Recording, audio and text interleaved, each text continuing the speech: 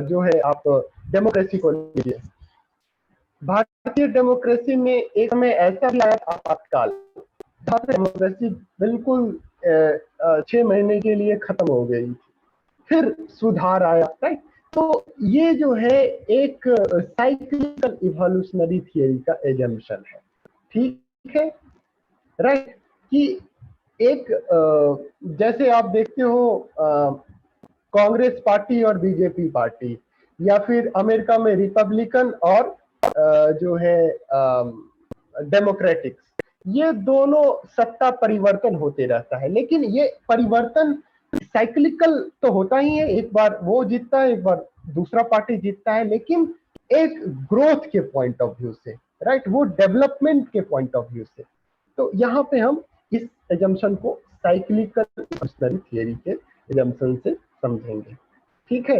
Reflexive evolutionary theory का जैसा कोई कॉन्सेप्ट होता भी नहीं है, और रिपीटेड इवोल्यूशनरी थियरी कोई कॉन्सेप्ट नहीं है। यहाँ पे दो ही तरह का कॉन्सेप्ट है, ठीक है। अब question number 19, who among the following described society as sui generis? My name was इमाल दुर्खिम। हाँ, इमाल दुर्खिम। sui generis का मतलब होता है, ये एक फ्रेंच टर्म है जिसका मतलब होता है अपने आप किसी चीज का निर्माण होना, राइट। तो सोसाइटी एक ऐसी चीज है जिसका कोई निर्माण किया नहीं, वो अपने आप निर्माण हो जाना। इसीलिए वो इमाल दुर्खिम कभी कभी यूजीसी जाता है। काफी बार मैं लास्ट यूपी हायर कमीशन में बच्चों को पढ़ा रहा था, तो यूपी हायर कमीशन 2014 का क्वेश्चन है कि who among the following described society as God? So it was Imai who described society as God. God का जो जर्मन जो फ्रेंच में एक शब्द इस्तेमाल sui generis। सोसाइटी का भी विकास, सोसाइटी को इंसानों ने नहीं बनाया है, न ही सोसाइटी को ऑर्गेनाइजेशन ने बनाया है, सोसाइटी अपने आप बनी है। यही एजम्पशन है, sui generis बोलते हैं। और जो चीज अपने आप बनती है वो बड़ी होती है, राइट। जैसे भगवान, दुर्खिम ने कहा सोसाइटी इज लाइक भगवान। तो sui generis जो है एक फ्रेंच टर्म है जिसका मतलब होता है ऐसी चीज जिसका विकास अपने आप हो गया हो, उसको निर्मित करने वाला कोई है नहीं। जैसे अब इस मोबाइल फोन को निर्मित करने वाला इंजीनियर है, और इसके जो वस्तु है इसके अंदर, चाहे वो टेक्नोलॉजी हो, चाहे वो डेटा हो, चाहे वो इंटरनेट हो, राइट, इन सब चीजों से मिल के बना हुआ है। लेकिन सोसाइटी ऐसी चीज नहीं है। कई बार क्वेश्चन हो जाता है, अगर आप कई बार क्वेश्चन हो जाता है कि it is society which makes the individual, it is not the individual which makes the society। ये स्टेटमेंट किस स्कूल ऑफ थॉट का है? तो वो फंक्शनलिस्ट का है, इमाल दुर्खिमियन फंक्शनलिस्ट का है, राइट। कि सोसाइटी जो है इंडिविजुअल से बड़ा है। सोसाइटी का मतलब कलेक्शन ऑफ इंडिविजुअल नहीं। जैसे मान के चलिए ये क्लासरूम है, अगर दुर्खिम कहेगा कि इस क्लासरूम का मतलब प्रोफेसर रणधीर गौतम, उत्सव यादव, हयात अहमद और निकिता नहीं है, इससे बड़ा है। क्या है इसके अलावा? और क्या है इसके अलावा? टेक्नोलॉजी है, इसके अलावा इंटरनेट है, इसके अलावा सोशियोलॉजिकल थिंकर की किताब है, इसके अलावा यूजीसी नेट का सिलेबस है। There are so many things which conceptualise this classroom, isn't it? इसीलिए क्लासरूम जो है बहुत बड़ी रियलिटी है। उसी तरह सोसाइटी जो है एक बहुत बड़ी रियलिटी है, हम उसके छोटे छोटे आयाम। ये मतलब है इस कॉन्सेप्ट को वर्ड है एक sui generis जो एक्सप्लेन करता है। तो इमाल दुर्खिम याद रहेगा। नेक्स्ट है क्वेश्चन, ये है पैटर्न वेरिएबल का है। which among the following pairs are not included in Parsonian scheme of pattern variable? Pattern variable क्या होता है?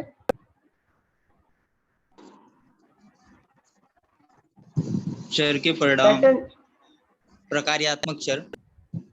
क्या होता है ये मुझे बताइए। इन्होंने सर बांटा था 5 स्टेप में, जो पार्टिकुलरिज्म है और यूनिवर्सलिज्म है और डिफिनिज्म है, स्पेशलिज्म है। हाँ बिल्कुल सही है। तो एक्चुअली पैटर्न वेरिएबल जो है एक कॉन्सेप्ट है जो टैलकॉट पार्सन्स के सोशल एक्शन थियरी से लिया गया है। सोशल एक्शन थियरी की शुरुआत जो है वो ऐसी, it is social action theory which made sociological theory into macro से माइक्रो बनाया। पहले सोसाइटी एनालिसिस में होती थी, फिर इंडिविजुअल एक्शन एनालिसिस में आया। इसीलिए आप देखिएगा मैक्स वेबर का जो कॉन्सेप्ट है, डिफिनीशन है सोशियोलॉजी का, कई बार यूजीसी नेट में पूछा गया है। Sociology is the science of study of social action of individual. Sociology is the science of social action. तो सोशल एक्शन टैलकॉट पार्सन्स के द्वारा एक कॉन्सेप्ट बनाया गया और उसने बताया कि जो सोशल एक्शन का कॉन्सेप्ट है अकॉर्डिंग टू टैलकॉट पार्सन, वो परफॉर्मेंस ऑफ रोल जब होता है तो इंडिविजुअल के अंदर एक डायलेमा पैदा होता है, डायलेमा पैदा होता है। वो डायलेमा इसलिए पैदा होता है क्योंकि इम्प्रॉपर इंटरनलाइजेशन ऑफ वैल्यूज। जैसे लास्ट के क्लास में हमने समझाया था कल्चरल लैग के बारे में, मैं आपको रिलेट करवा रहा हूं। जैसे एक कर्नाटका में लड़की है जो बुर्का पहन के कॉलेज में जाना चाहती है, लेकिन कॉलेज का जो प्रांगण है उसमें मॉडर्निटी मैनिफेस्ट होना चाहिए, रैशनैलिटी मैनिफेस्ट होना चाहिए, तो बुर्के को आप नहीं पहन के जा सकते, ऐसा एजम्पशन है, राइट। एजुकेशन का मतलब मॉडर्नाइजेशन, और modernisation has nothing to do with traditional. तो यहाँ पे देखो परंपरा और आधुनिकता के बीच में संघर्ष है, यह भी एक तरह का डायलेमा है। वो डायलेमा अगर टैलकॉट पार्सन से अगर आप पूछेंगे कि कर्नाटका में लड़की को बुर्का पहन के क्यों नहीं अंदर जाने देना चाहिए, तो वो कहेंगे क्योंकि भाई साहब ये जो इंटरनलाइजेशन है, आत्मीकरण है आधुनिकता का, वो कई सारे लोगों में नहीं आई है, खासकर माइनॉरिटी के लोगों में। ठीक है, उनको पता नहीं है कि रोल एक्सपेक्टेशन कैसे किया जाता है। तो डायलेमा सोशल एक्टर जो है वो फेस करता है, वो 5 आयाम में डायलेमा फेस होती है। पहला एफेक्टिव वर्सेस एफिनिटिव, दूसरा self oriented versus collective oriented, तीसरा यूनिवर्सलिज्म वर्सेस पार्टिकुलरिज्म, चौथा एस्क्रिप्शन वर्सेस अचीवमेंट, और पांचवा स्पेसिफिसिटी वर्सेस डिफ्यूजनेस। मतलब कि आप जब रोल को प्ले करोगे तो क्या आप रोल को सेल्फ ओरिएंटेड रोल को प्ले करना चाहेंगे या कलेक्टिव ओरिएंटेड सेल्फ रोल को प्ले करना चाहेंगे। जैसे अभी आपको मैं बताता हूं कि एक लड़की पसंद आई, आप उससे शादी करना चाहते हैं, ये आपका सेल्फ ओरिएंटेशन है, लेकिन जात को आपको देखना पड़ेगा कि वो लड़की आपकी कास्ट की है कि नहीं है, नहीं तो समाज आपको बेदखल कर देंगे। That is called collective orientation. तो यहाँ एक डायलेमा हुई कि नहीं। फिर है यूनिवर्सलिज्म वर्सेस पार्टिकुलरिज्म, कि आप यूनिवर्सल वैल्यू को फॉलो करना चाहते हैं या आपके अपने कल्चर के वैल्यू को फॉलो करना चाहते हैं, कभी कंफ्लिक्ट हो जाती है। एस्क्रिप्शन वर्सेस अचीवमेंट, कि आप ब्राह्मण हैं और नाली साफ कैसे कर सकते हैं, क्योंकि ब्राह्मण तो नाली साफ करने वाली बातों से, मतलब जो सफाई करना चाहिए उससे दूर होता है। तो लेकिन अगर आपके पास जॉब नहीं है, आप रेलवे के ग्रुप डी में रिक्रूट हुए हैं तो आपको पोछा करना पड़ेगा, झाड़ू लगाना पड़ेगा, तो वहां आपके पास कॉन्फ्लिक्ट होगा आपके वैल्यूज में, राइट। तो इसी अब यहाँ पे देखिए self orientation versus collective orientation है, सही है। इफेक्टिविटी वर्सेस एफिनिटी न्यूट्रलिटी, ये सही है। पार्टिकुलरिज्म वर्सेस यूनिवर्सलिज्म, ये सही है। लोकलिज्म वर्सेस ग्लोबलिज्म, ये गलत है। वो पार्टिकुलरिज्म और यूनिवर्सलिज्म की बात करता है। इवोल्यूशन वर्सेस रिवॉल्यूशन, ये भी गलत है, ये भी नहीं होगा। डिफ्यूजन वर्सेस स्पेसिफिसिटी, ये सही हो सकता है। क्वालिटी वर्सेस परफॉर्मेंस, ये गलत है। तो इसका मतलब 1 2 3 जो है वो सही है। हालांकि इसमें जो है ऑप्शन है यूजीसी नेट में वो इनकरेक्ट दे दिया गया है, ठीक है। तो आपको याद रहेगा, एक बार फिर मैं रिपीट कर देता हूं, क्योंकि ये जो पैटर्न वेरिएबल है हर तीसरे साल यूजीसी नेट रिपीट करती है इस क्वेश्चन को। आपको 5 तरह का जो है पैटर्न वेरिएबल होना चाहिए याद। Affinity, effectivity versus affinity neutrality, self orientation versus collective orientation, universalism versus particularism, और एस्क्रिप्शन वर्सेस अचीवमेंट, और एक था स्पेसिफिसिटी वर्सेस डिफ्यूसिवनेस। ठीक है, याद रहेगा। जी सर। हाँ, और इसके अलावा ये तो मैं डायलेमा की बात की। टैलकॉट पार्सन एक महत्वपूर्ण किताब लिखते हैं जिसको कहते हैं सोशल सिस्टम। ये भी यूजीसी नेट में पूछ लिया गया है कई बार। उसने 4 टाइप बताया कि सोशल सिस्टम कैसे काम करता है।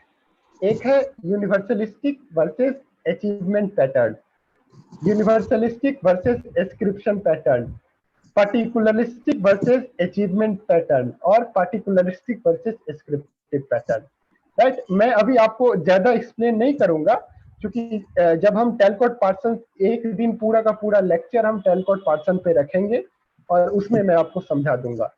यहाँ पे चूंकि इसलिए थोड़ा मैं आपको जस्ट इलिस्ट्रेशन दे रहा हूँ ताकि क्वेश्चन क्लियर हो जाए। नेक्स्ट क्वेश्चन है, गिव द बिलो 2 स्टेटमेंट है एसर्शन और रीजन का। एसर्शन और रीजन के इस में अगेन पोस्टुलेट्स की बात की गई है।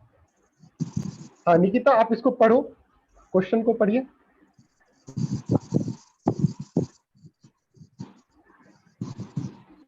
क्वेश्चन को पढ़ के बताइए। हाइड हो रहा है थोड़ा, क्या क्वेश्चन हाइड हो रहा है स्क्रीन पे ना। ये दिख रहा है, हाँ इसको पढ़िए। सर पूरा करना। हाँ हाँ हाँ, पूरा पढ़िए इसको, ध्यान से पढ़िएगा ताकि सबको सुनाई दे। हाँ The postulate function relate, sir actually वो आप आ रहे हो सामने ना स्क्रीन के। अच्छा अच्छा अच्छा, चलो ठीक है, तो फिर मैं ही पढ़ देता हूँ। ये है, मैं पढ़ रहा हूँ, द पोस्टुलेट्स ऑफ फंक्शनल, ऐसा कर देता हूँ ना, मैं क्वेश्चन को व्हाट्सएप ग्रुप में सेंड कर देता हूँ ताकि आप उसको वहां से भी पढ़ सकते हैं। Just wait.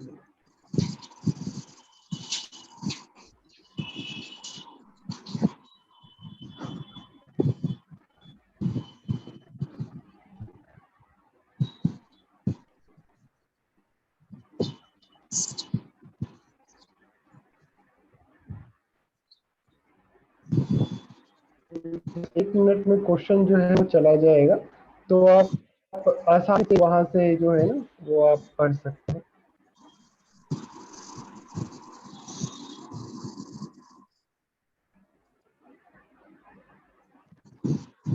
ठीक है, क्वेश्चन चला गया होगा। तो the postulates of functional unity of society maintains that all standardized social and cultural belief and practices are functional for society as a whole as well as individual in society. तो ये तो assertion देखने से ही लगता है कि बहुत ही सही है, right? 21. जी सर। अब the above said standardized items are indispensable parts of working as a whole. ये भी सही है, और ए जो है वो आर का ट्रू स्टेटमेंट लग रहा है, तो ऑप्शन ए सही है। पोस्टुलेट्स फंक्शनल यूनिटी जो है आर के मॉर्टन के द्वारा दिया गया कॉन्सेप्ट है। ये कहता है कि जितना भी सोसाइटी में एक फंक्शनलिज्म का जो बेसिक एनालिसिस है कि जैसे आपके बॉडी के जितने भी पार्ट्स हैं उसमें फंक्शनल कोऑर्डिनेशन होता है, इसीलिए आप एज ए बॉडी के रूप में एक्ट कर पाते हो। उसी तरह सोसाइटी के जितने भी यूनिट्स हैं उसके सारे इंटर रिलेटेड हैं। ऑर्गेनिक एनालॉजी से आप समझिए, सारे इंटर रिलेटेड हैं और हर एक पार्ट दूसरे पार्ट से जुड़ा हुआ है, राइट? और सारे part as a whole exist करता है, राइट? तो nothing exist in isolation, everything exists in relation. That is the very conception of functional unity. और तो ये डायरेक्ट क्वेश्चन जो है वो पूछा गया है, इसलिए ये इजी क्वेश्चन है।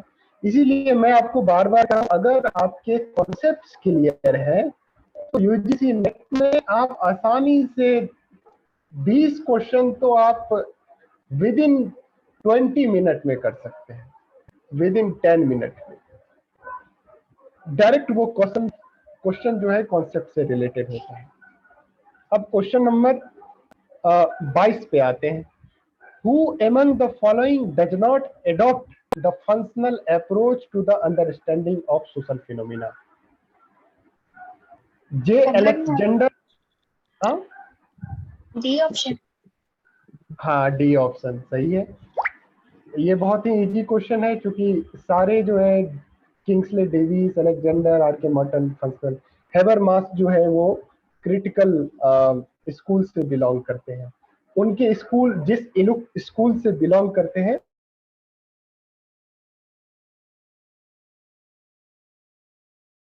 उस स्कूल का नाम क्या है पता है? फ्रैंकफर्ट स्कूल उसको कहते हैं, कभी कभी क्रिटिकल स्कूल, जो जर्मन में बना था, राइट? जर्मनी में एक फ्रैंकफर्ट स्कूल है, उससे बिलोंग करते हैं। तो हेबरमास को जब हम एक्सप्लेन करेंगे एक क्लास में, इसको डिस्कस करेंगे। The that authority relations are the main cause of social conflict held by whom? 23 Max Weber, Karl Marx, Collin और डेरेंडॉफ। 23rd नंबर का बताइए। हाँ? A option. सर बी कोई और ऑप्शन। ट्राई करना चाहते? डेरेंडॉफ। हाँ सही है, डेरेंडॉफ। चूंकि मैं आपको बताया था कि डेरेंडॉफ जो है वो अथॉरिटी को as a main cause of social conflict माना था। अभी उसका हमने 2 क्लास के बाद मैं आपको आर.एन. डेरेंडॉफ पे एक टॉक दूंगा।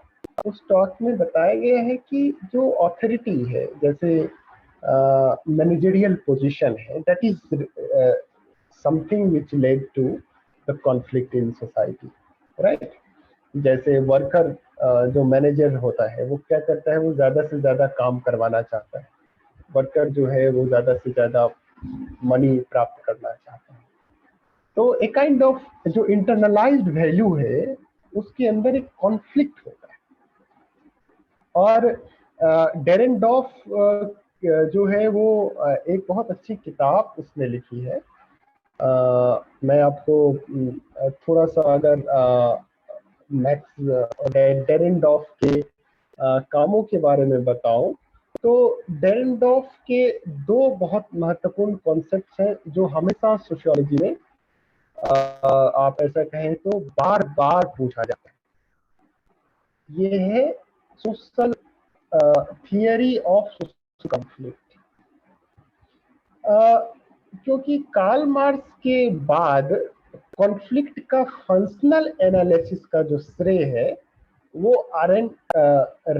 राल्फ डेरेनडॉर्फ को दिया जाता है। और राल्फ डेरेनडॉर्फ सबसे पहले जो एक तो मिडिल क्लास का जो एजम्पशन जो कार्ल मार्क्स इग्नोर करते हैं उसको सेंटर में लेके आए। और डेरेनडॉर्फ ये बताते हैं the limit and the goal of A theory of social conflict. इसमें उन्होंने पूरी अच्छी तरीके से जो है कार्ल मार्क्स का जो है वो जिसको कहते हैं इंट्रोस्पेक्शन करना, राइट। जब हम आपको पढ़ाएंगे तो आपको मैं दिखाऊंगा। उनका एक बहुत अच्छा मॉडल है जिसमें वो बात करते हैं towards a critic of structural functionalist theory of conflict. Actually ये तो डेरेनडॉर्फ को बहुत मुश्किल है एक क्लास में समझाना, लेकिन जो डेरेनडॉर्फ का जो लिमिट मतलब अगर आप डेरेनडॉर्फ को समझने की कोशिश करेंगे तो सोशल कॉन्फ्लिक्ट थियरी को आपको समझना पड़ेगा।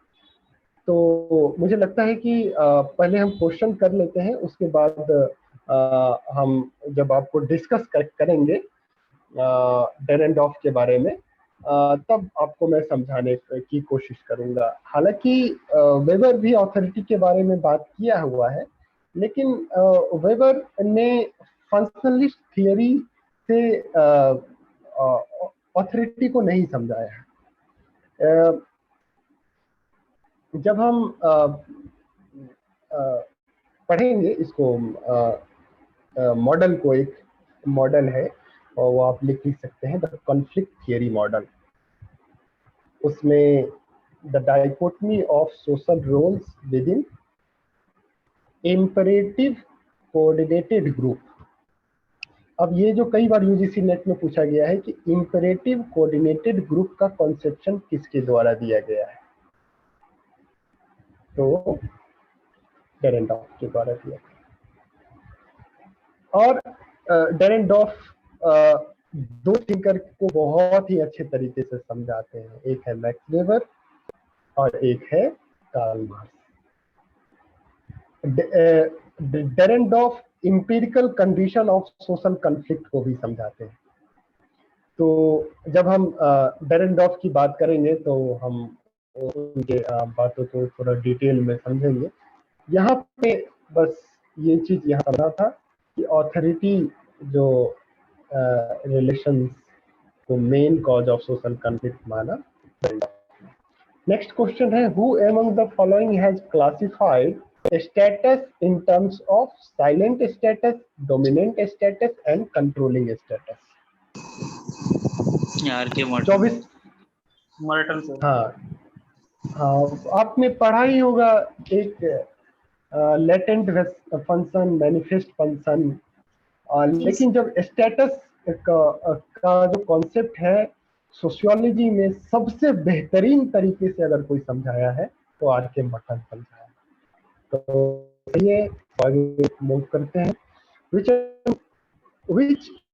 is the common magic, religion and science, observation and experimentation, equal influence on human being, orientation towards the unknown और orientation towards spiritual। Magic, science और रिलीजन किसने लिखा हुआ था? पहले बुक का नाम बताइए, कौन लिखा था? James Fraser? नहीं, वो मेलिनोस्की ने लिखा था। मेलिनोस्की की बहुत ही प्यारी किताब है। हालांकि हाँ, और इसमें आएगा देखो, मेलिनोस्की ने बताया कि एक्चुअली पहले जो है रिलीजन आता है, फिर मैजिक आता है और फिर साइंस आता है। जैसे है ना, अगस्त कॉम्स ने बताया 3 तरह की सोसाइटी है। सोसाइटी बेस्ड ऑन थियोलॉजी को रिलीजन बोल सकते हैं, society which is based on magic जिसको हम मेटाफिजिकल बोल सकते हैं, और सोसाइटी जिसका हम साइंस, रैशनैलिटी, पॉजिटिविस्ट सोसाइटी जिसको कहते हैं। तो सबसे पहले रिलीजन, मैजिक और साइंस, ऐसा नहीं है कि कोई भी इंसान एक चीज, ये तीनों चीज एक साथ व्यक्ति के अंदर रह सकती है। जैसे आप देखते होंगे बहुत ही बड़ा वैज्ञानिक है, लेकिन वो जब मिसाइल को छोड़ता है तो उससे पहले वो पूजा पाठ करता है। जैसे ये क्या निशानी है, ये एक रिलीजन की निशानी है। तो एक थिंकर है, वो कहते हैं science is the matter of truth, religion is a matter of faith, God is a matter of faith, art is the matter of beauty. मतलब अगर आपको सत्य समझना है देन साइंस आपको हेल्प करेगा। कुछ चीजें ऐसी होती है जो साइंस से नहीं समझी जा सकती है, जैसे फेथ, आस्था, वहां पे एक फंक्शन ऑफ रिलीजन आता है। कुछ चीजें व्यक्ति, मैजिक, जैसे आप एग्जाम देने जाते होंगे तो मम्मी आपको दही खिला देती है, दिस इज कॉल्ड मैजिक। तो यहां अगर आप ऑप्शन नंबर फर्स्ट को देखेंगे, observation and experimentation, that is the character of science, equal influence on human being, again religion, orientation towards unknown, यही चीज जो है मैजिक, साइंस और रिलीजन को एक सूत्र में बांधता है। जैसे आपको नहीं पता कि कल आपके साथ किस तरह का घटना होने वाला है, उस अनहोनी से बचने के लिए भगवान के द्वार जाते हैं। आपको नहीं पता कल क्या होगा, देन यू कैन, आपके अंदर एक क्यूरियोसिटी होती है, और उस क्यूरियोसिटी की वजह से आप उस कंसेप्चुअलाइजेशन करते हैं, और वो साइंस का काम है। तो यहाँ पे जितने भी ऑप्शन है, रिलीजन का फंक्शन, लेकिन ये जो तीन चीज है उसका जो कॉमन गोल है वो ऑप्शन नंबर थर्ड में दिखता है, ओरिएंटेशन टुवर्ड्स द अननोन। ये मैजिक का भी एक थ्रस्ट है, साइंस का भी एक थ्रस्ट है, और रिलीजन का भी थ्रस्ट है, राइट। जैसे गौ, आप देखते होंगे आदिवासी कल्चर के बीच, और आज भी बहुत सारे आदिवासी हैं जिनको लगता है कि आग जलाने से जो है बादल बनते हैं, तो वो जैसे ही उसको बारिश की जरूरत होती है तो वो खूब आग जलाते हैं, धुआं उनको लगता है कि दैट इज मैजिक। आप देखते होंगे बहुत सारे जो आदिवासी है वो रिचुअल्स करते हैं,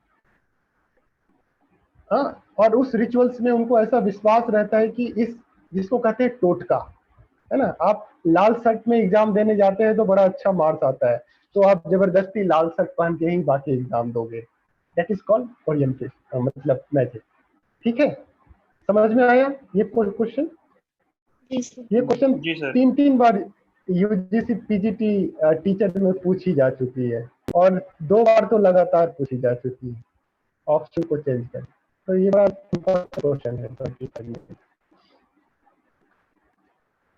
Who among the following is the prominent of dialectical approach to the study of Indian society?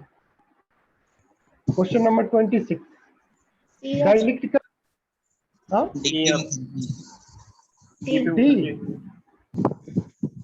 D option तो नहीं होगा, DP Mukherjee is the right answer, क्योंकि ये, हाँ, एमएन श्रीनिवास तो स्ट्रक्चरल फंक्शनलिस्ट थे, वो इवांस प्रिचार्ड के मेथड को इस्तेमाल किया। डीपी मुखर्जी जो थे वो एक्चुअली मार्क्सिस्ट थिंकर थे, और इंडिया में AR देसाई और डीपी मुखर्जी को श्रेय दिया जाता है कि उन्होंने डायलेक्टिकल अप्रोच का स्टडी किया इंडियन सोसाइटी के बारे में। आंध्र बीते जो थे है वो जो है वो भी स्ट्रक्चरल फंक्शनलिस्ट है, और वो भी जो है वो डायलेक्टिकल मेथड में अप्रोच को नहीं मानते। डामले जो है वो एक तरह से स्ट्रक्चरल फंक्शनलिस्ट है। इंडिया में ना दो तरह का सोशियोलॉजी हुआ है। एक तरह का सोशियोलॉजी जो है वो एंथ्रोपोलॉजी से आया है। एंथ्रोपोलॉजी जिसको कहते हैं, आप देखिएगा जितने भी क्लासिकल सोशियोलॉजिस्ट हैं इंडिया में वो सब एंथ्रोपोलॉजिस्ट है एक्चुअली। लेकिन वो उसका एक कॉलोनियल एक्सपीरियंस है, क्योंकि हम 150 साल तक ब्रिटिशर्स के गुलाम रहे, तो उसका पद्धति भी का भी हेजेमनी आज तक हमारे लिए है। और कहीं भी सोसाइटी को कंट्रोल करना होता है या गुलाम बनाना होता है तो सोसाइटी को समझना जरूरी। एंथ्रोपोलॉजिकल स्टडी, बेस्ट स्टडीज हुई है इंडियन सोसाइटी की, वो ब्रिटिशर्स के द्वारा किया गया है। और वो इसलिए किया गया है क्योंकि भारत को गुलाम बनाना चाहते तो एशियाटिक सोसाइटी वगैरह सबका स्थापना करके anthropology as a discipline exist किया। लेकिन 1970s के बाद जो है अमेरिकन सोशियोलॉजी का बोलबाला आया, राइट, जिसमें टेलकोट पार्सन की महिमा मंडन हुआ, आर के मॉर्टन का महिमा मंडन हुआ और बहुत टाइम तक चला। आज की जो सोशियोलॉजी है वो थोड़ा हाई क्लास बन चुकी है, जिसमें हम जो है वो आप देखते होंगे फूको वगैरह सब की भी बात होने लगी है, ठीक है। लेकिन आप देखेंगे एक दौर था, इवन ब्रिटिश जब भारत आज़ाद हुआ उस समय भी विलेज स्टडीज का एक दौर रहा। तो विलेज स्टडीज, तो हम आपको एक इंडियन सोशियोलॉजी पे मेरा 8 घंटे का एक लेक्चर है।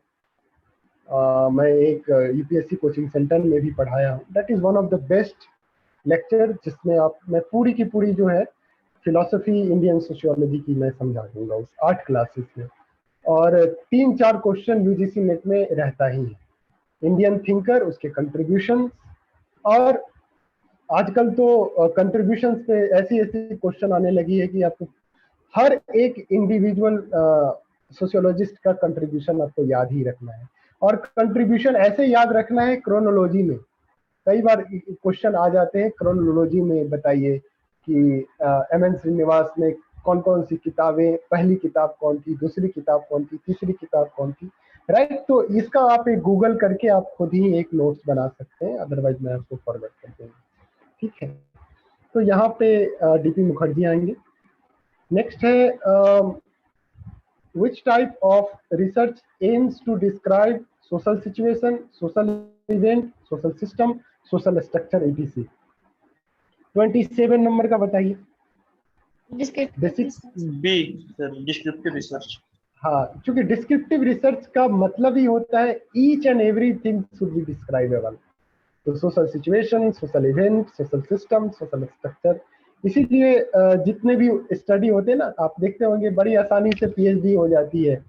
अगर आपका टॉपिक है ethnographical study of this, ethnographical study of फलाना ढिमकाना, राइट, तो वो एक डिस्क्रिप्टिव स्टडी होता है उसका। आप जैसे आप मान के चलिए राजस्थान के किसी विलेज का इथनोग्राफिकल स्टडीज कर लिए, तो उसमें क्या है, सोशल सिचुएशन को दर्शाना होता है, सोशल इवेंट को दर्शाना होता है, सोशल सिस्टम को दर्शाना होता है, सोशल स्ट्रक्चर को दर्शा दिए और 4 हाइपोथेसिस को प्रूव कर दिए, बस आप पीएचडी अवार्ड हो गया।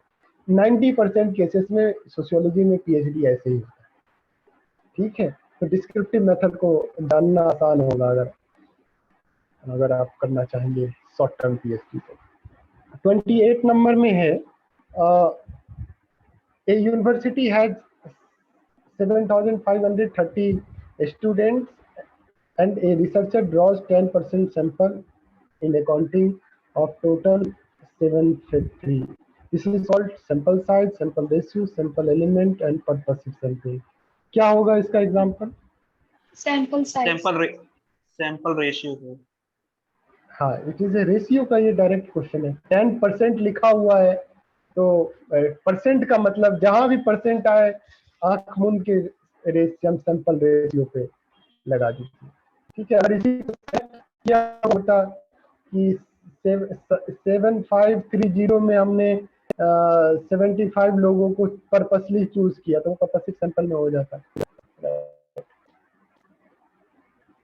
सैंपल साइज का होता है कि जैसे अगर आप 1000 लोगों का इस्तेमाल कर रहे हैं तो कितना ऐसा पॉपुलेशन लेंगे जो पूरे यूनिवर्स को रिप्रेजेंट करेगा। सैंपल का मतलब क्या है, जैसे आप दाल भात चोखा खाते होंगे तो चावल बनाते होंगे तो एक चावल को छू के बता देते हैं कि ये सीधा कि नहीं सीधा। तो उसी तरह जब एक रिस्पोंडेंट को आपको पकड़ना है और उसको टेस्ट कर लेना है तो पता हो जाएगा उस सोशल सेटिंग का क्या हालात है, right.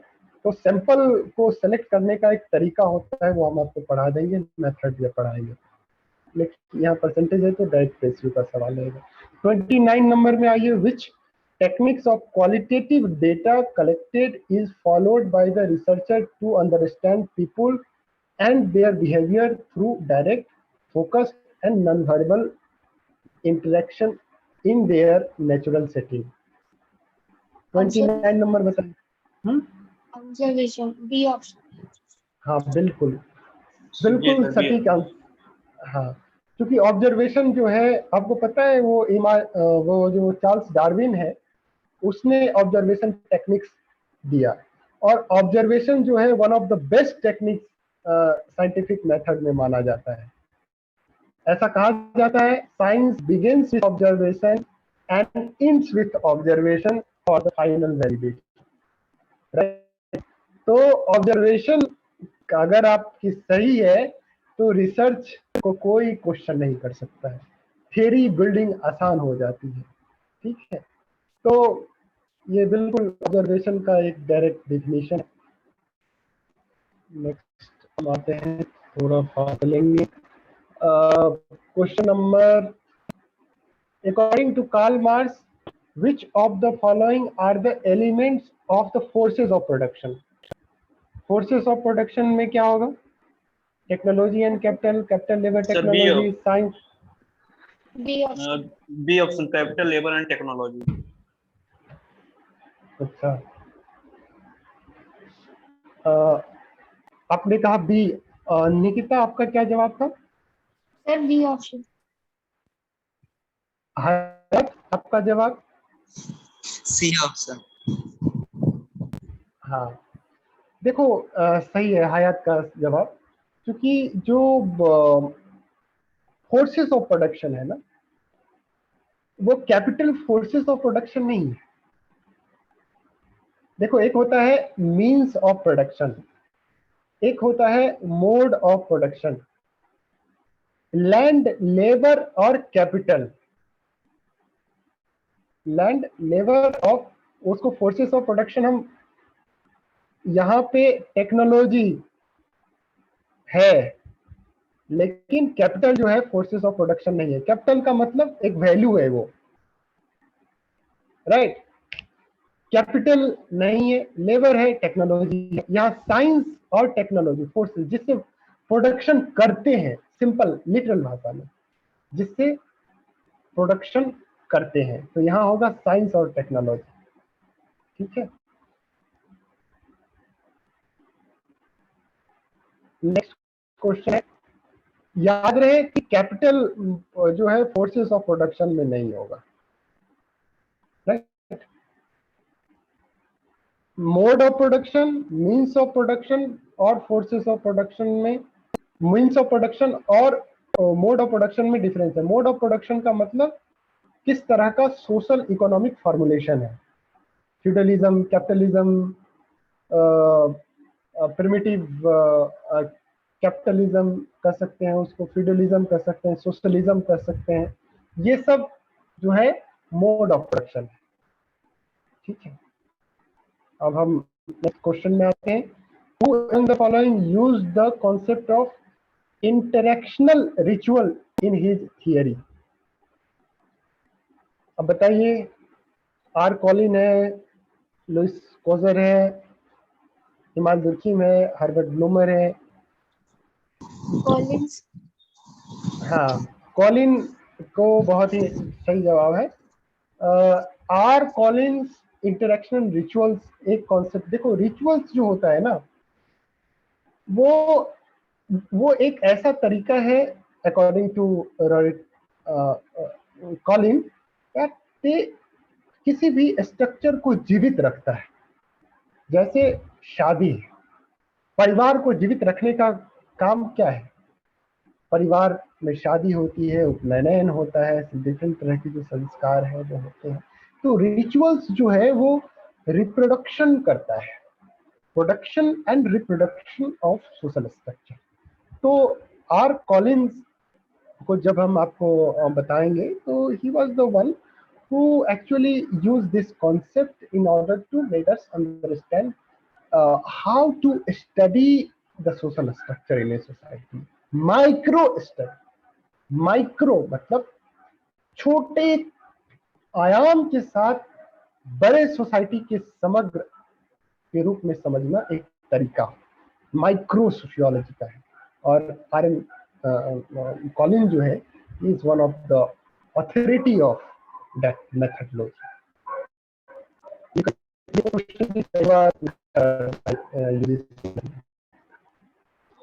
Who in the following argues that the withdrawal of legitimacy from an existing system of inequality is a critical precondition for conflict? ये क्वेश्चन भी कई बार यूजीसी नेट में पूछा जा चुका है। Withdrawal of legitimacy from an existing system of inequality is critical precondition of conflict.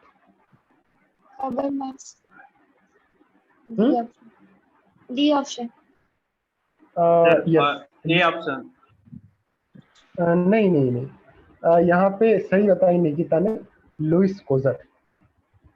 कैसे है तो लुइस कोजर की किताब है, उन्होंने लिखा है the function of conflict, you must read that book. उसमें ये डायरेक्ट जो है उनके एक ऑब्जर्वेशन है, उसको यहाँ पे डाल के क्वेश्चन पूछा गया है। तो जैसे प्रधानमंत्री है और प्रधानमंत्री से लेजिटिमेसी उसका होता है और उससे हम जब अधिकार को छीनते हैं तो एक डेफिनेटली एक रप्चर प्रोड्यूस होता है और उस रप्चर की वजह से सोशल कॉन्फ्लिक्ट होता है। तो उन्होंने फंक्शन ऑफ सोशल कॉन्फ्लिक्ट में की ये महत्वपूर्ण लाइन है कि withdrawal of legitimacy from an existing system of inequality is critical condition for conflict. में हम आते हैं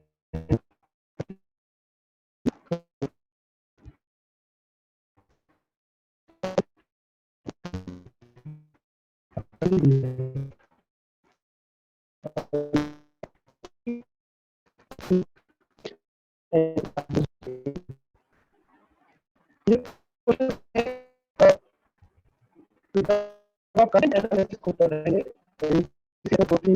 क्वेश्चन पूछा गया है कंटेंट एनालिसिस को। तो कंटेंट एनालिसिस में थीमेटिक और टेक्स्ट को हम एनालाइज करते हैं। ये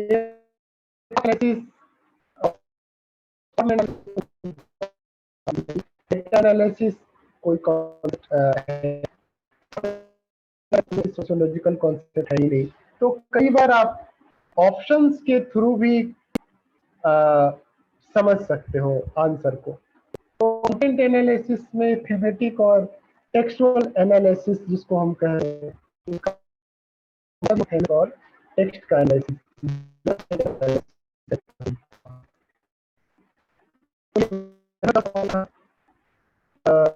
नेक्स्ट है the study of recorded human statement based on newspaper, magazine, song, poem, speeches, etc. are known as। 34 number बताइए। Content analysis. हाँ, ये भी कंटेंट एनालिसिस है।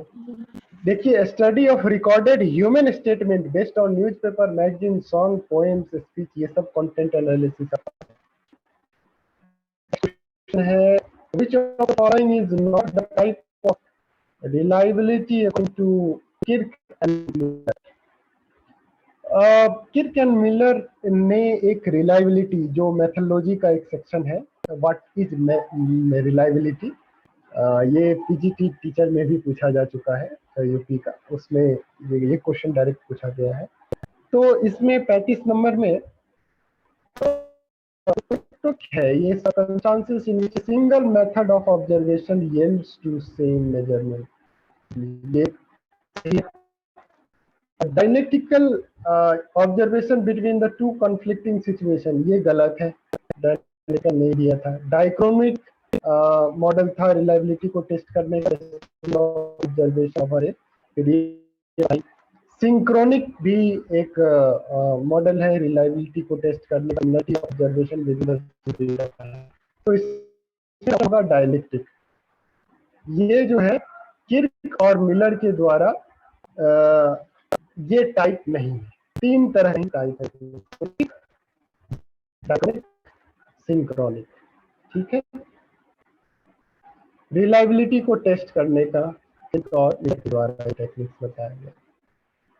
ये कई यूजीसी के क्वेश्चन ऐसे होते हैं जिसको आप याद रखोगे तो आपके लिए लाभप्रद है। क्योंकि आप रिलायबिलिटी को डिटेल में नहीं पढ़ा सकता हूँ, तो ये क्वेश्चन आप याद रखेंगे। तीन तरह, कई बार पूछ सकते हैं कि तीन तरह के रिलायबिलिटी होते हैं, ऑप्शन डी में दे देगा ऑल ऑफ द एबव, 1, 2 और 3 रिलेटिव छोड़ के, तो ऑप्शन डी होगा। तो क्वेश्चन को फिर सरल करके भी पूछा जा सकता है। Which of the following is not the measure of central tendency? ये क्वेश्चन तो बहुत इजी है, क्या होगा ऑप्शन? डी ऑप्शन, स्टैंडर्ड हाँ, deviation. Yes, sir, D option. हाँ, ऑप्शन डी सही है। ये क्वेश्चन स्टेटमेंट के रूप में पूछी जाए, इसीलिए जब भी आप सोशियोलॉजी का टेक्स्ट बुक पढ़ें, एक टेक्स्ट बुक जो मैंने आपको ग्रुप में सेंड किया है, हायात को मैं फिर से दोबारा सेंड कर दूंगा, और दूसरा जो हॉर्नम्बस का बुक है आज मैं उसको अपलोड कर दूंगा।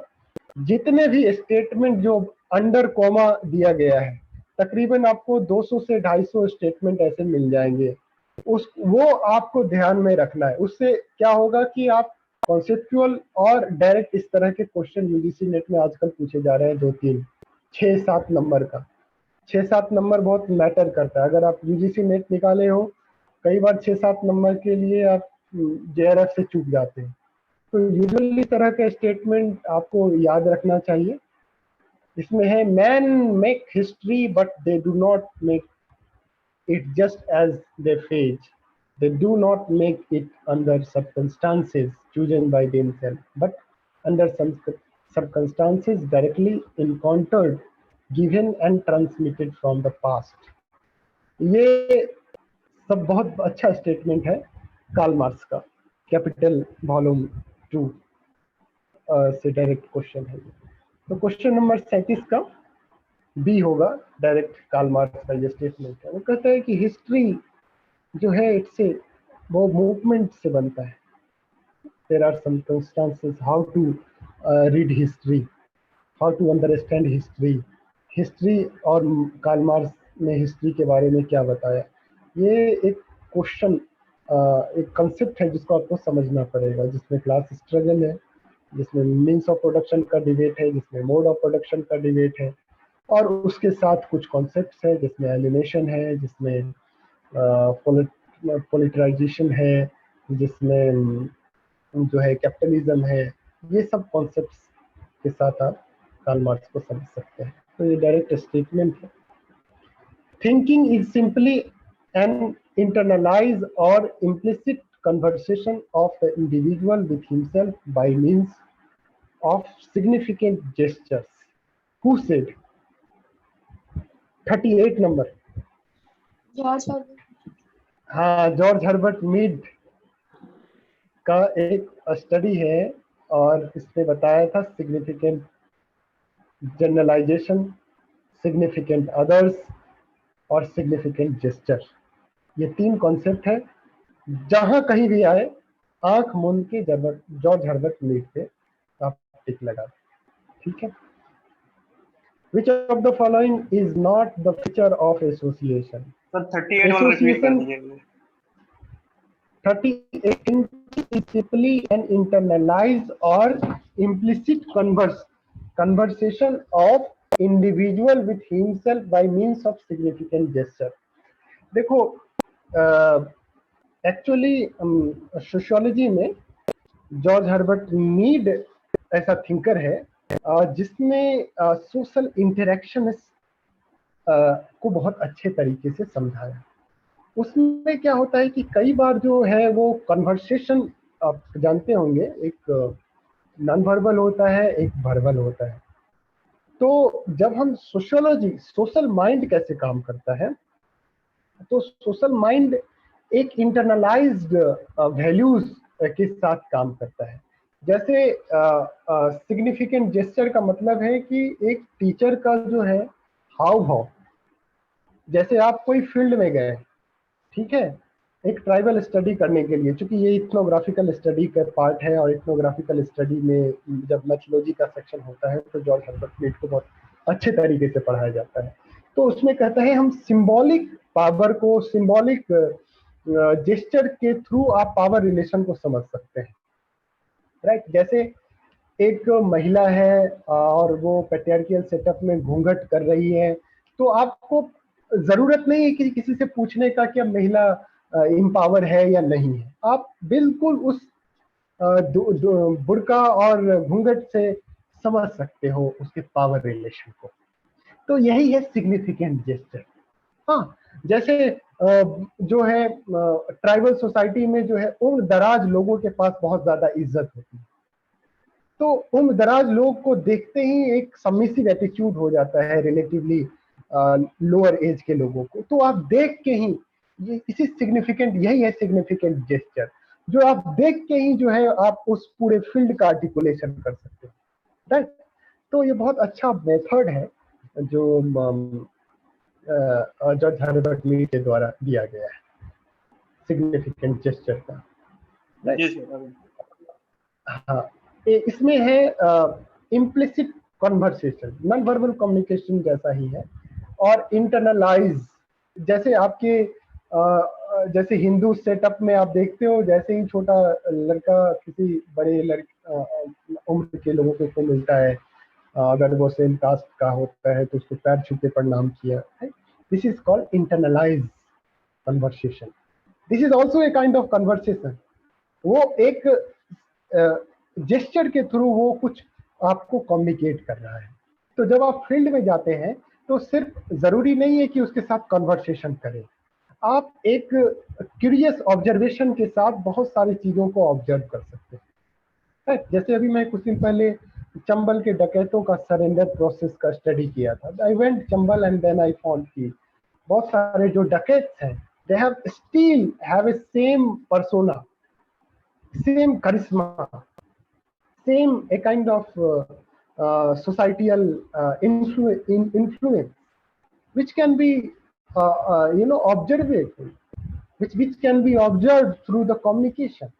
लोग के कितने डिस्टेंस पे उसके साथ बैठते हैं, राइट, लोग उसके साथ कैसे पेश होते हैं, this is called significant gesture. तो ये मैथोलॉजी का पार्ट है, इसको हम बाद में समझाते हैं डिटेल में। Which of the following is not a feature of association? आपको लास्ट क्लास में हमने समझाया था कि यूजीसी नेट में बहुत क्वेश्चन ऐसे होते हैं जो डायरेक्ट डेफिनेशन से रिलेटेड है, जिसमें इंस्टीट्यूशन है, एसोसिएशन है, ऑर्गेनाइजेशन है। तो इसमें the collectivity of people association का फीचर है, हैविंग सर्टेन ऑब्जेक्टिव्स एसोसिएशन का फीचर है, वॉलंटरी मेंबरशिप डिटरमाइनिंग और डिफाइनिंग एलिमेंट है, और pursuing ideal norms. Pursuing ideal norm is not a feature of association. कैसे? जैसे कई ऐसे एसोसिएशन होते हैं जिसका आइडियल नॉर्म नहीं होता है, वो कुछ इमीडिएट पर्पस को पूरा करने के लिए, जैसे क्राइम बन गया, जैसे क्रिमिनल्स का झुंड है, तो क्रिमिनल्स का झुंड जो है वो उसका भी एक एसोसिएशन होता है। तो वो आइडियलाइज नॉर्म तो नहीं है, उसकी प्राप्ति के लिए संगठन तो बनता है लेकिन उसकी प्राप्ति के लिए तो नहीं है। तो यहाँ पे ये वो जो है that is not the feature of association, pursuing ideal.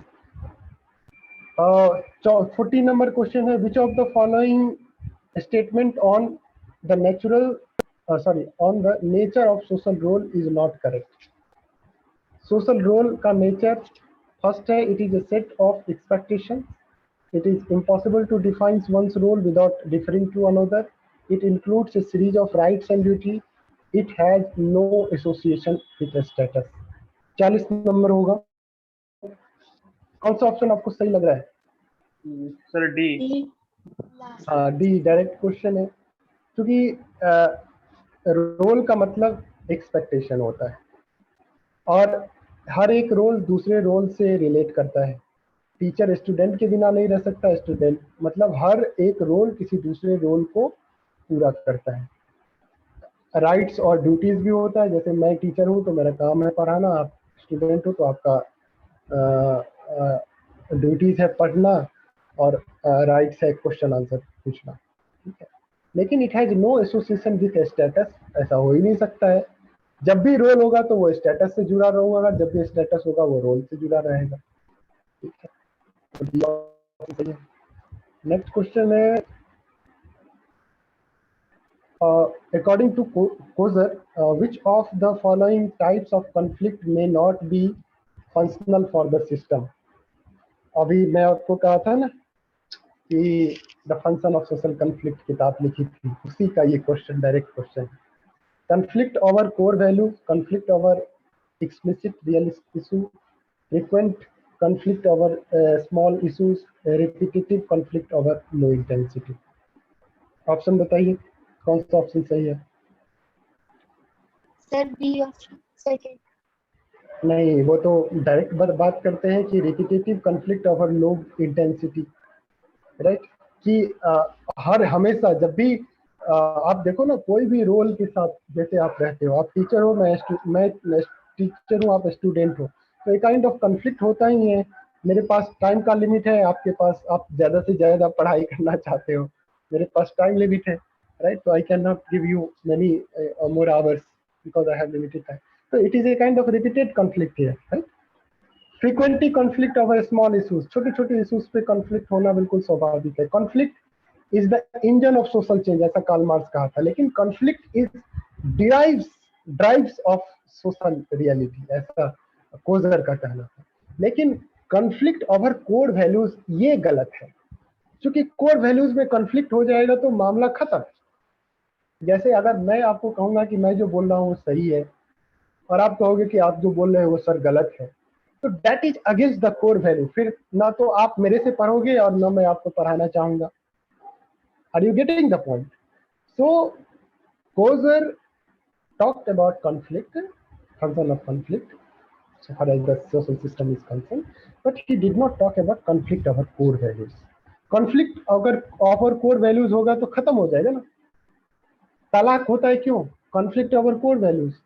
पत्नी बोलती है कि अरे हमारा फ्रीडम मतलब this is the core values, पति बोलता है नहीं नहीं this is not my core value, खत्म हो गया। कोर वैल्यूज में जब भी कॉन्फ्लिक्ट होगा डिवोर्स हो जाएगा, राइट, खत्म हो जाता है। सोशल स्ट्रक्चरल डिफॉर्मेशन आने लगता है, सोशल डिसऑर्गेनाइजेशन होने लगता है, राइट।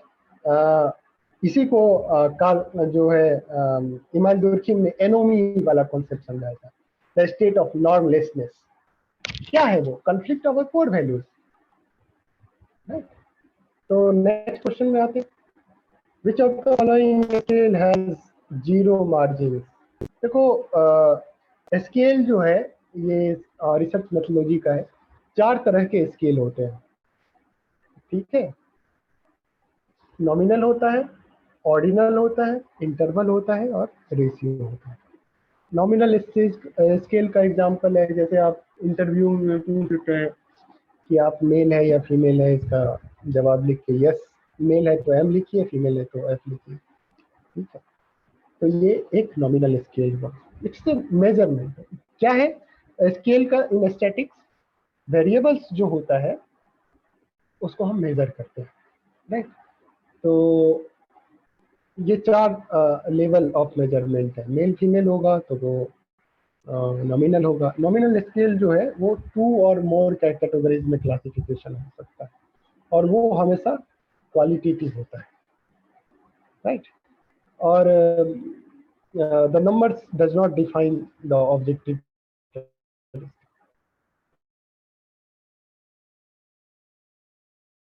फिर जो दूसरा है आपका इंटरवल, जैसे आप किसी मोदी को पसंद करते हैं, कि कितने पसंद, वो बहुत अच्छा काम कर रहे हैं, अच्छा काम कर रहे हैं, अच्छा से थोड़ा कम काम कर रहे हैं, या बहुत बेकार काम कर रहे हैं, या बिल्कुल अपसंद ही नहीं। ये जो आपका मेजरमेंट होगा आपके चॉइसेस का, इसको हम कहेंगे लिंकट स्केल। तो लिंकट स्केल जो है वो कई बार पूछ लिया जाता है, वो एक इंटरवल स्केल है यूजीसी नेट में। फिर रेशियो होता है, तो रेशियो में जैसे less than 50%, less than 50 kg, more than 50 kg, 50 kg से लेके 60 kg के बीच में आपका वेट, 70 kg से 80 kg के बीच का आपका वेट, राइट। 20 साल से 25 साल के बीच आपकी उम्र, 25 साल से, तो ये जो है ये है रेशियो स्केल। और जो लास्ट एक होता है इंटरवल स्केल, डिस्कस हो गया है। हाँ, ऑर्डिनल स्केल, ऑर्डिनल स्केल भी इस तरह का होता है जैसे first, second, third, fourth. Kejriwal को आप किस तरह का फॉलोइंग में से जो फर्स्ट, सेकेंड और थर्ड पे अगर आपको रखना होगा बेस्ट मुख्यमंत्री में, तो किसको रखना चाहेंगे? अरविंद केजरीवाल, ममता बनर्जी और आपके दिस इज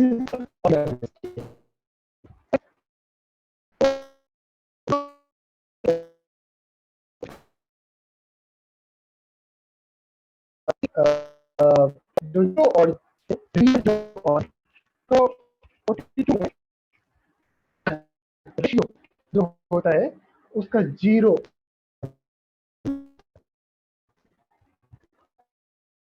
से याद रहेगा,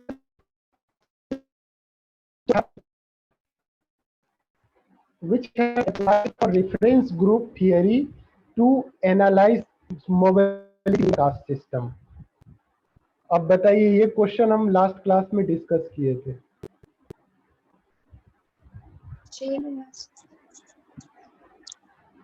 सर सी ऑप्शन, क्या बोले? हाँ, बिल्कुल सही। देखिए, ये जो रेफरेंस ग्रुप है ना, ये कॉन्सेप्ट लिया गया है आर के मॉर्टन के द्वारा। आर के मॉर्टन ने कंसेप्ट बनाया और उसका इस्तेमाल किया एमएन श्रीनिवास। एमएन श्रीनिवास के जितने भी कॉन्सेप्ट है, आप देखिए संस्कृताइजेशन, वो एक रेफरेंस ग्रुप है। ब्राह्मण्स या फिर डोमिनेंट कास्ट के जैसा इमिटेट करना, वेस्टर्नाइजेशन, ये कॉन्सेप्ट है रेफरेंस ग्रुप थियरी से बनाया गया कॉन्सेप्ट है। तो आर के मॉर्टन से बहुत प्रभावित थे M N Srinivas. Dominant caste, right, social mobility को दर्शाया पहली बार कि भाई सोशल मोबिलिटी सिर्फ एक्सटर्नल फंक्शन वजह से नहीं होता है, इंटरनल वजह से भी होता है, राइट। तो एमएन श्रीनिवास का वेस्टर्नाइजेशन का जो कॉन्सेप्ट है, वेस्टर्नाइजेशन का जो कॉन्सेप्ट है, वो रेफरेंस ग्रुप। कई बार ये पूछ लिया जाता है कि एमएन श्रीनिवास का जो संस्कृताइजेशन का कॉन्सेप्ट है, ये निम्नलिखित में से कौन से थिंकर के ओरिजिनल कॉन्सेप्ट से लिया गया है? कैलकॉट Parson, R K Morton, max weber और हिमांशु बुर्की। तो आएगा are K Morton option. Reference group का मतलब आपको मैं बता ही दिया था। जैसे इंडियन मिडिल क्लास जो है वो पिज्जा बर्गर खाता है और अमेरिकन जैसा बाल वाल और हेयर स्टाइल और अमेरिकन जैसा जीना चाहता है, दैट इज हमारे इंडियन मिडिल क्लास का रेफरेंस ग्रुप है अमेरिकन पीपल, ठीक है। तो इसी रेफरेंस ग्रुप जो है एक बहुत बेहतरीन कॉन्सेप्ट है सोसाइटी के चेंज को समझाने का। The concept of structural visibility was contributed by whom? Calcott Parson, R K Merton, Radcliffe Brown और एसएफ नेडार। ये जो स्ट्रक्चरल विजिबिलिटी है, ये आर के मॉर्टन के द्वारा दिया गया कॉन्सेप्ट है, ठीक है। स्ट्रक्चरल विजिबिलिटी का मतलब एक्चुअली जब कैलकॉट पार्सन समझाया था फंक्शनलिज्म को, सबसे पहले जब इमाम बुर्की समझाया था, उससे भी पहले सोशल स्ट्रक्चर का कॉन्सेप्ट की जब शुरुआत हुई थी, कई बार यूजीसी नेट में पूछा जाता है, तो हर्बर्ट स्पेंसर बनाया था। हर्बर्ट स्पेंसर से इमाम बुर्की ने उसको फंक्शनलिस्ट टेंडेंसी में मान दिया, बोला कि स्ट्रक्चर से बहुत जरूरी चीज है फंक्शन, फंक्शन है इसीलिए स्ट्रक्चर है। लेकिन बाद में कैलकॉट पार्सन ने कहा कि नहीं, स्ट्रक्चर और फंक्शन दोनों एक साथ एग्जिस्ट करता है। स्ट्रक्चर रहेगा तो फंक्शन नहीं, फंक्शन रहेगा और फंक्शन रहेगा तो स्ट्रक्चर रहेगा। लेकिन आर के मटन ने उसको बहुत विजिबल बनाया। उसके जितने भी कॉन्सेप्ट हैं वो आप सोशियोलॉजी को का जो सोशल स्ट्रक्चरल, जिसको कहते हैं स्ट्रक्चरल फंक्शनलिज्म, जो आर के मॉर्टन का स्कूल है, टैलकॉट पार्सन का स्कूल है, इसको कहते हैं स्ट्रक्चरल फंक्शनलिज्म। ये पूरे जितने भी इसके कॉन्सेप्ट थे which made sociology more visible और मोर ऑब्जर्वेबल डिसिप्लिन, राइट। तो पूरे सोशियोलॉजी में आर के मॉर्टन और टैलकॉट पार्सन का जो बहुत बड़ा कंट्रीब्यूशन रहा है, इन्होंने सोशियोलॉजी को और सोशियोलॉजी के कॉन्सेप्ट को बहुत विजिबल बनाया है, राइट। तो स्ट्रक्चरल विजिबिलिटी हैज कंट्रीब्यूटेड, ये एक कंट्रीब्यूशन है। जब आप आर के मॉर्टन की किताब पढ़ेंगे the system of social structure, उसमें इन्होंने बात की है थियरी का इम्प्लीकेशन, कैसे थियरी बनता है, कैसे साइंटिफिक मेथड बनता है, और वहाँ पे वो स्ट्रक्चरल विजिबिलिटी की बात की थी कि सोशियोलॉजी को अगर ट्रांसफॉर्म करना है तो स्ट्रक्चरल विजिबिलिटी जरूरी। तो स्ट्रक्चरल विजिबिलिटी का concept, which of the following pair is not correct, ठीक है। क्वेश्चन नंबर 45 में आइए, आपको कौन सा इनकरेक्ट लग रहा है बताइए। Organic solidarity Emile Durkheim, pattern variable Talcott Parson, looking glass self C H Cooley, और डी इंडिविजुअलिस्ट, डी ऑप्शन। हाँ इंडिविजुअलिस्टिक आर के, हाँ बिल्कुल सही, क्योंकि ऐसे ही दिख रहा है individualistic R K Merton functionalism गलत। नेक्स्ट है the triangulation is a method of accessing validity of one's research. अभी आज के डेट में पीएचडी में अगर आप रिसर्च मेथड में साउंड होना चाहते हैं तो ट्रायंगुलेशन टेक्निक्स का बड़ा इस्तेमाल हो रहा है। तो ये डायरेक्ट क्वेश्चन 46 नंबर में है। कलेक्टिंग 3 जनरेशन डेटा, ठीक है सही है। Analysing 3 generation data using different method and theoretical analysis of different subject of study by one और मोर रिसर्चर, सही है। Mixing of different methods and theoretical analysis of the same subject of study by one or more researchers. This is wrong thing. Translation जो है एक techniques है, method data collection का। आपको जब मैं मेथड के ऊपर आपकी जब क्लास होगी तो उसमें हम आपको बताएंगे कि ट्रायंगुलेशन कैसे सोशल साइंस में आपको एक बेहतर इन्वेस्टिगेटिव मेथड देता है, ठीक है। और उसका क्या मतलब है पर्सन के लिए, उसका क्या मतलब है रिसर्च मेथोडोलॉजी के लिए, और ट्रायंगुलेशन मेथड के लाभ और हानि क्या क्या है ये हम आपको बताएंगे। तो बेसिकली ये क्वालिटेटिव रिसर्च मेथड है। कई बार पूछ लिया जाता है कि ट्रायंगुलेशन किस तरह का क्वालिटेटिव है या क्वांटिटेटिव है। तो ट्रायंगुलेशन जो है बेसिकली ये क्वालिटेटिव रिसर्च मेथड है, क्योंकि कोई भी रिसर्च जब आप करते हो जब तक आप उसको मेजरेबल नहीं बनाओगे तो कोई स्वीकार नहीं करेगा कि आपका मेजरेबल क्राइटेरिया क्या है। आप किसी चीज का स्टडी कर रहे हो तो उसको आपने कैसे मेजर किया।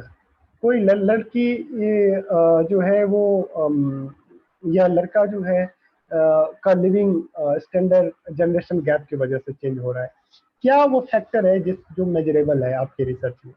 तो ट्रायंगुलेशन टेक्निक्स जो है वो एक किसी भी कॉन्सेप्ट को जो क्वालिटेटिव है उसको मेजरेबल बनाने का काम करता है, एक ये भी फंक्शन है। तो यहाँ पे ये जो है फोर्थ ऑप्शन जो है रॉन्ग, क्योंकि यहाँ पे mixing of different method and theoretical analysis same subject study by one और मोर, ये ऑप्शन गलत है। बाकी ये तीनों ऑप्शन जो है collecting 3 generation data, analysing 3 generation data और using different method theoretical analysis of study, ये तीनों ऑप्शन है सही। अब देखो बुक के ऊपर क्वेश्चन आ गया, the book street corner society based on the following techniques of research. बताइए स्ट्रीट कॉर्नर सोसाइटी में किस तरह का एनालिसिस, टेक्निक का इस्तेमाल हुआ था? Participant observation. पार्टिसिपेंट ऑब्जर्वेशन का निकिता आप बताइए। Sir participant. हाँ बिल्कुल सही जवाब है। एक WF विल्टे है, और अगर आपको, हाँ विल्टे है, तो वो स्ट्रीट कॉर्नर एक काइंड ऑफ इथनोग्राफी, आज भी जो बच्चा इथनोग्राफी स्टडी करना चाहता है और पार्टिसिपेंट ऑब्जर्वेशन करना चाहता है, तो उसको दो की किताब बोली जाती है पढ़ने के लिए। एक तो क्या नाम है उसका, मेलिनोस्की का, Malinowski is the father of participant observation, और दूसरा जो है बहुत ही साउंड तरीके से लिखा गया पार्टिसिपेंट ऑब्जर्वेशन में, स्ट्रीट कॉर्नर सोसाइटी, और जो विल्टे है। तो कई बार ये क्वेश्चन पूछ लिया जाता है कि ये स्ट्रीट कॉर्नर सोसाइटी किसके द्वारा लिखा गया। यहाँ एक दिल्ली के पीजीटी में तो पूछा गया है कितने ईस्वी में लिखा गया है स्ट्रीट कॉर्नर सोसाइटी, तो 1943 में शायद लिखा गया है। नेक्स्ट क्वेश्चन है question number, identify the correct sequence of social media. अब ये सीक्वेंस वाला क्वेश्चन आ गया, रिपोर्ट राइटिंग। अब इस तरह के क्वेश्चन को जब भी आप शुरू करें ना, तो आसानी से पहले ऑप्शंस के ऊपर ध्यान दें। वन तो ऐसे ही सी ऑप्शन हट गया। अब क्वेश्चन नंबर 48 में अब देखिए ये हट गया, डाटा एनालिसिस ये हट गया, डी ऑप्शन जो है ऑब्जर्वेशन से शुरू नहीं किया जा रहा है, हट गया। नेक्स्ट ये ए वाला ऑप्शन फॉर्मेशन ऑफ हाइपोथेसिस, देखिए जैसे ही एक क्वेश्चन सही हुआ उसके बाद अब आप देखिए फिर 5 फॉर्मेशन ऑफ हाइपोथेसिस के बाद ऑब्जर्वेशन नहीं, वो नल हाइपोथेसिस होगा, ठीक है। फिर थर्ड पायलट स्टडी, ठीक है। 48 ठीक है। फिर 7 6 में ऑब्जर्वेशन है, ठीक है। फिर सेकेंड डाटा एनालिसिस, और फिर फर्स्ट रिपोर्ट राइटिंग। अगर आपको ध्यान में होगा रिसर्च मेथड में, जैसे ही रिपोर्ट राइटिंग सबसे लास्ट वाली स्टेज होती है, तो सबसे लास्ट वाली स्टेज होती है फर्स्ट और सेकेंड, दो ऑप्शन आएगा। सबसे फर्स्ट वाली होती है फॉर्मेशन ऑफ हाइपोथेसिस, कंप्लीटेबल देखेंगे तो ये ऑप्शन हुआ। तो जैसे ही दो हुआ सही, बस क्वेश्चन नंबर ऑप्शन नंबर 1 सही हो जाएगा, राइट। तो जब भी आप इसका क्वेश्चन बनाए तो ऑप्शंस के से जल्दी जल्दी एलिमिनेट करते जाएं, right. Option elimination is the one and the only techniques which can give you a permanent seat in JRF। मेरी जो सेकंड टाइम में मैंने JRF किया था, फर्स्ट टाइम हमारा अपियरिंग में ही यूजीसी नेट हुआ था, सेकंड टाइम JRF में, तो हमारे एक टीचर हुआ करते थे JNU में, तो वो बताते थे कि एलिमिनेशन टेक्निक सीख लो। एलिमिनेशन टेक्निक सीख गए बस अपने आप JRF क्लियर करवाएंगे, क्योंकि आपके पास बहुत ज्यादा टाइम होगा, और उस टाइम के साथ जो है आप उसको, जैसे जो चीज आपका कमजोर है, जैसे बहुत सारे लोगों का कंप्रीहेंशन कमजोर होता है, बड़ा टाइम लगता है उसको बनाने में, बहुत सारे लोगों का डेटा एनालिसिस कमजोर होता है, तो वहां पे आप टाइम दे सकते हैं, ठीक है। चूंकि अब यूजीसी नेट का एग्जाम पेपर का दोनों, फर्स्ट पेपर, सेकंड पेपर और थर्ड पेपर अलग अलग होता था पहले, अब तो एक ही साथ होता है, ठीक है। तो ज्यादा टाइम होगा तो उस पर आप ज्यादा ध्यान दे पाएंगे, ठीक है। तो उसके लिए आपको अपने सोशियोलॉजी का जो क्वेश्चन है उसको आप ज्यादा कोशिश करें कि हाफ एंड टाइम में जो है सोशियोलॉजी कर लें, और वो जो 50 क्वेश्चन है उसमें उसको ज्यादा टाइम देके आप उसको सॉल्व करेंगे तो ज्यादा मार्किंग होगी। 60-70 भी हो गई और इधर आपका 75 है तो JRF हो जाएगा, ठीक है। तो 49 नंबर में which among the following attempted micro integrative conflict theory. Question number, अब अभी हमने बताया था इसका आंसर, डेरेनडॉर्फ, कोजर, कॉलिन और Mars. Colin. Colin, micro integrative conflict का जब भी नाम आएगा आंख मूंद के आप फॉलोइंग को लगा देना। लास्ट क्वेश्चन है, इन which in the major conceptualizations of class, which of the following are not a basis of class situation? तो इसमें सेलेक्टेड ऑप्शंस क्लास सिचुएशंस के लिए आपको ध्यान में रखना होगा कि क्या है, following are not the basis of class situation. जब भी क्लास सिचुएशन की बात ही और का बेसिस हो ही नहीं सकता है,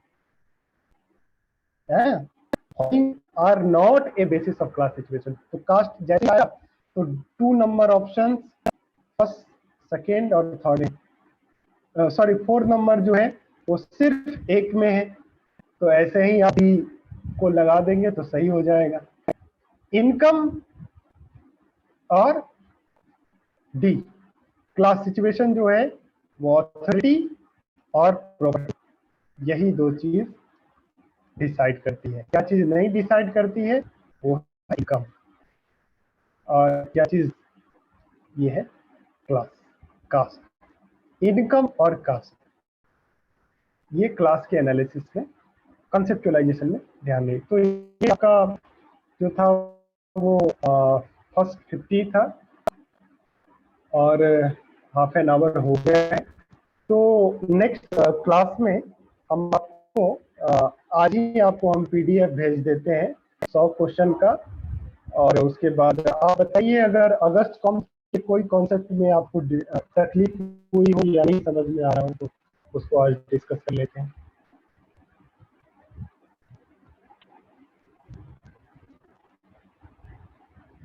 अगस्त कॉम के कोई कॉन्सेप्ट जो नहीं समझ में आया हो?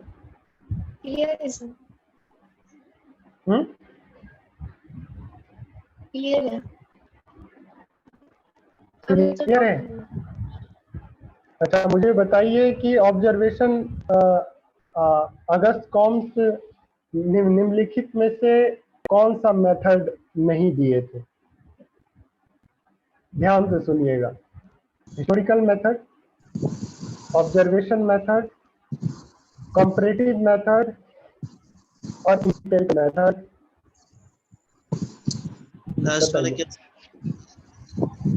फर्स्ट है historical method, yes, comparative method, empirical method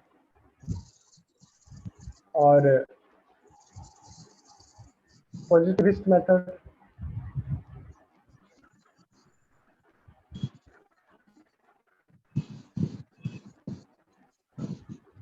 comparative निम्नलिखित क्या? Comparative B option. गलत।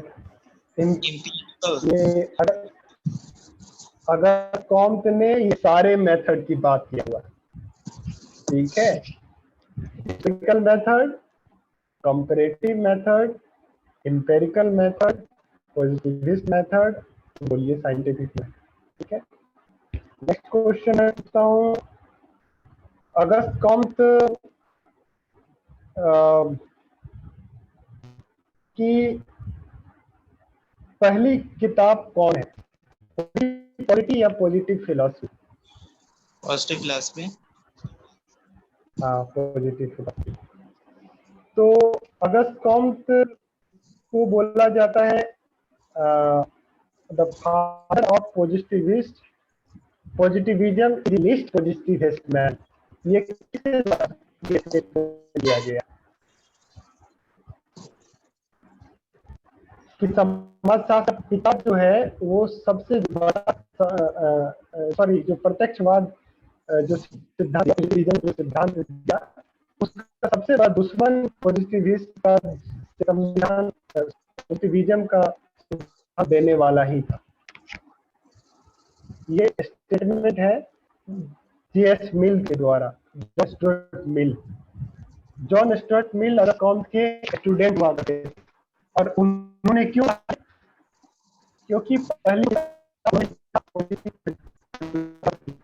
दूसरी उन्होंने लिखी पॉजिटिव पॉलिटी। पॉलिटी में बताया धर्म के बारे में, उन्होंने कौन से धर्म सर आवाज कर रही है, ह्यूमन, आवाज क्लियर नहीं है।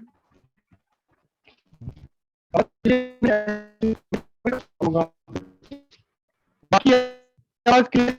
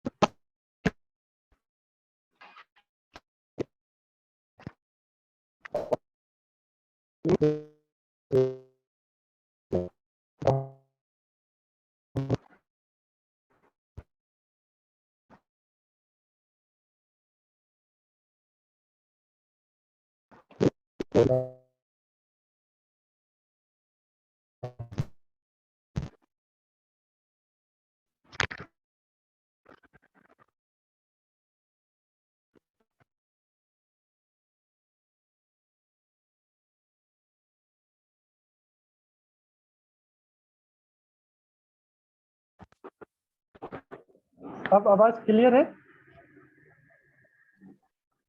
जी सर। हाँ, तो मैं ये पूछ रहा था कि अगस्त कॉम्ट ने दो तरीके की जो है वो बुक लिखी, एक पॉजिटिव फिलॉसफी और पॉजिटिव पॉलिटी। पॉजिटिव पॉलिटी में उन्होंने एक रिलीजन की बात की हुई थी।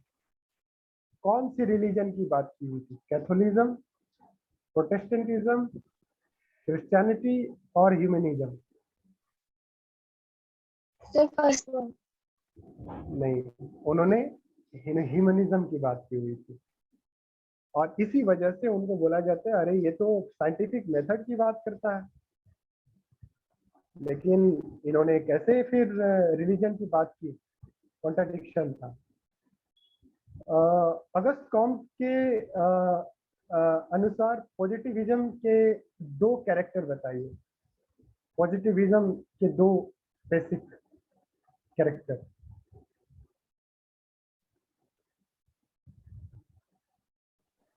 सर क्वेश्चन रिपीट करना।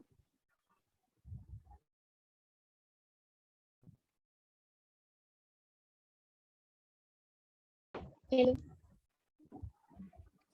सर एक तो हेलो हाँ बोलो।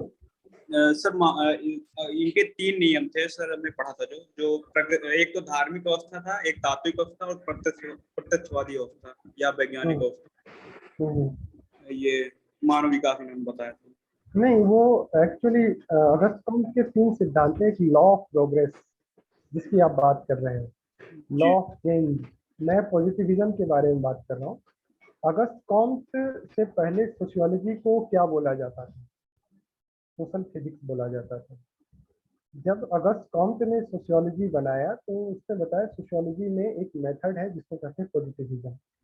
पॉजिटिविज्म का मतलब है कि जिस प्रकार natural science, physics, chemistry, mathematics किसी चीज को समझती है, उसी मेथड के साथ सोसाइटी को भी समझा जा सकता है। नेचुरल साइंस के मेथड को के साथ सोशियो सोसाइटी का स्टडी करना, तो उन्होंने पॉजिटिविज्म लेके आए। ये एक पहला एजम्पशन था। दूसरा था कि पॉजिटिविज्म एक तरह का थिंकिंग होता है जो डेवलप होता है थ्रू हिस्टोरिकल डेवलपमेंट, राइट? जैसे पहले थियोलॉजिकल सोसाइटी में इंसान की मैच्योरिटी नहीं थी, मेटाफिजिकल सोसाइटी में इंसान की मैच्योरिटी नहीं थी। तो साइंटिफिक सोसाइटी आई और इंडस्ट्रियलाइजेशन, फ्रेंच रेवोल्यूशन, तो इंसानों के अंदर मैच्योरिटी आई। चीजों को कैसे आई मैच्योरिटी? तो इसमें एक लाइन कहा जाता है, observation proceeds over imagination.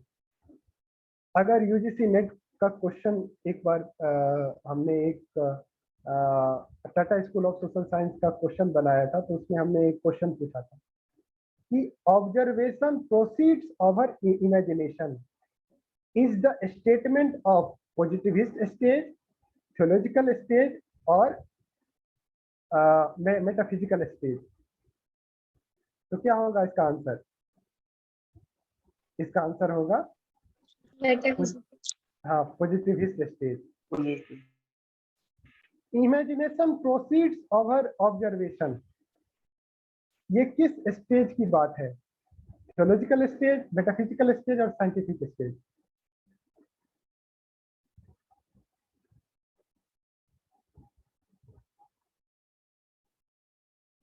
This is called theological. हाँ theological stage, this is the first stage. ठीक है, तो इसी तरह नेक्स्ट क्लास में हम तकरीबन 10-15 ऑब्जेक्टिव क्वेश्चन लेके आएंगे अगस्त फॉर्म से। अगस्त फॉर्म क्लियर होने के बाद नेक्स्ट क्लास में हम इमाम दुर्किन के ऊपर आप पढ़ोगे। कोई भी प्रॉब्लम हुआ किसी भी तरह का कॉन्सेप्ट में तो कॉन्सेप्ट डिस्कशन करेंगे। और आज हम 50 क्वेश्चन किए, नेक्स्ट क्लास में हम थोड़ा तेज करेंगे और ये जो क्वेश्चन है उसको हम भेज देंगे।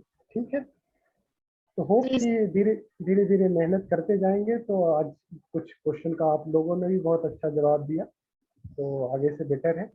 तो जैसे कॉन्सेप्ट क्लियरिटी होती जाएगी आपके अंदर अपने आप कॉन्फिडेंस होते जाएगा।